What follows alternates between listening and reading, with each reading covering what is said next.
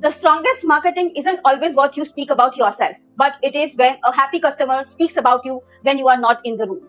And we are talking about series 5, how to build your own travel business, episode 4, the referral machine nobody talks about. You know what happens is when we begin our journey here at Dreamport, we eventually think every booking is a separate transaction. Like a lead comes in, we help them, we make the booking, and we help them get their things sorted, like how we've been discussing, and then we move on to the next customer. And this is how majority of the people think. But honestly, and in fact, that's how I thought too.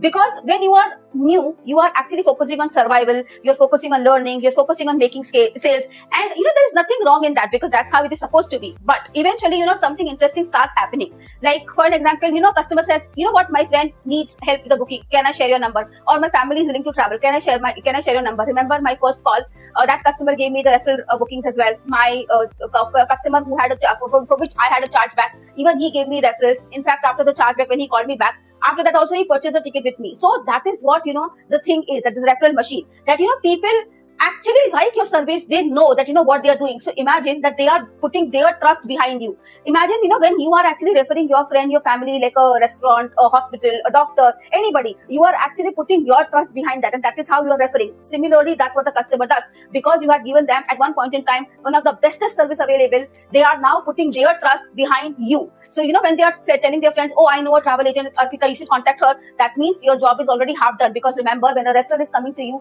you don't really have to put the effort to make the customer trust you, to make the customer to give you the business. They automatically know that you are the best. That is the reason their friends have recommended you. So you do not really have to work much on that lead, just that you need to understand what they need, and then that's how it is. So that is one of the main things, that is the referral machine, that no one talks about, because like I said, when they are recommending you, they are actually putting their trust. And that, I think, is because a sales proof someone was willing to buy, but a referral proof someone was willing to put their reputation behind you. And that is one of the two major differences.